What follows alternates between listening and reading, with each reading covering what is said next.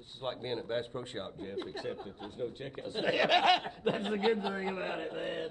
That's a good thing. Did you get that call right there? I know I did. I was looking at that. That's a good color. Yeah. We don't use too fancy of tackle boxes. We use gallon trash bags. Not gallon trash bags. Don't get carried away. Yeah. Gallon trash bags, but gallon Ziplocs. Yeah. Gallon Ziplocs. So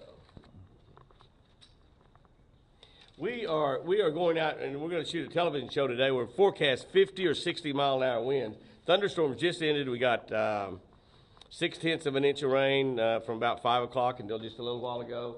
And it's like March. You might think in March. It comes in like a lion. This is the middle of March, and we are having thunderstorms. The water's still cold. We're going to go out probably crankbait fish. We might throw that Trickster 2, Lucky Strike, Ricky Clun deal, that Trickster 2 bait. We might throw a Jimmy Houston spinnerbait some. I think we're going to catch them on crankbaits, though. They've been smoking them on crankbaits all over the South, and that's what I've been catching them on in tournaments even mostly, is that. All right. My boat is in Knoxville, Tennessee. Oh, here's two line rigs. My boat is in Knoxville, Tennessee at the Bassmaster Classic, and it's got all of my boats in it. I mean, all of my rod and reels in it. Not all of my rod and reels. I got 100 right here. But it's got a lot of rod and reels in it. It's got a lot of fishing tackle. And Chris told me the other day when we left the boat in Knoxville, the boat in the truck, I got to fly back there in a couple of days for the Bassmaster Classic. She said, Jimmy, do you have enough fishing tackle to fish with? And I go, duh. Yes, we have enough fishing tackle to fish with. But all the stuff like I use every day, it's in my bass boat right now. But Jeff and I, we'll get by, Jeff. Now that we can make we'll make it. We'll make it happen. We'll make it happen. Is there any reels on any of those rods? No. Those are all brand new. Well, I've got 6 rod and reels. Really, all we need is one apiece. Right. There's 3 more. That's the right bait. And it's already got Jimmy Houston spinnerbait on it. Might be just try it the way it is. Introduce Jeff. All right. Oh, who's this guy? You wondering who this guy is? This is just some guy I picked up hitchhiking on the way home from the tournament last week.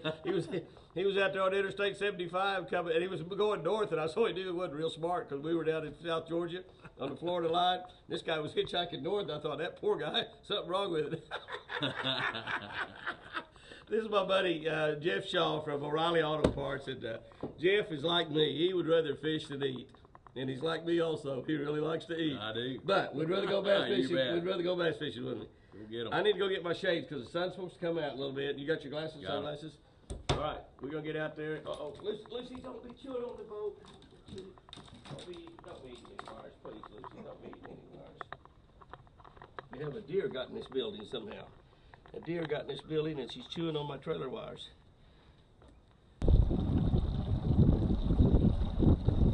The wind is going to just blow and get worse all day long. So I'll tell you what I think we might do. I think we're going to just start fishing pretty quickly. We'll try to stay out of it as much as possible. We got the mountains, so it shouldn't be quite as bad as on a flat type lake. But when you're talking winds 30 miles an hour and then gust up to 60, it's not going to make much difference. It's going to blow your hair off. Oh man, we'll catch you. Matt was out here yesterday. It's already happened.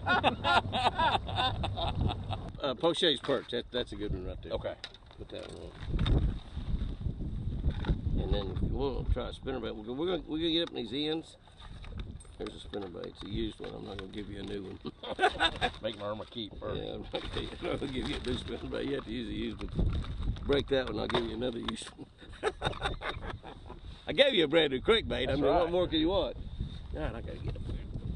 I pulled up here on the bank because of the high winds. You know, if you stop, you're gonna be 100 yards away by the time you get your lures tied on. So I pulled up here on the bank, put my power pole down, just to get rigged up, get ready to go, and we're gonna get after it. It's amazing. I mean, it was thundering and lightning at 5 o'clock this morning and pouring down rain, and the wind was blowing, and the wind is gonna get higher as the day goes on. But you can see back behind me, that's the storm leaving. It's gonna be a bright, sunshiny day. It's supposed to be 69 or 70 degrees, so it's the typical after the front. I mean, it's after the front. And it's supposed to be cold tomorrow. The high tomorrow is supposed to be around 50.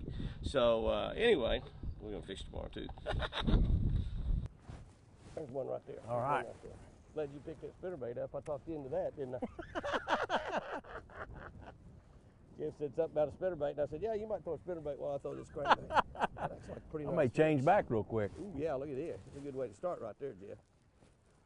I got that deep smoothie on, the larger size. I got the larger size on there. Yeah, it's good fish. Also told Jeff to put the small size on. That's a good start right there. Nice fish. Maybe doll. Come here, sugar bear. What I'm talking about for first fish of the day. That works.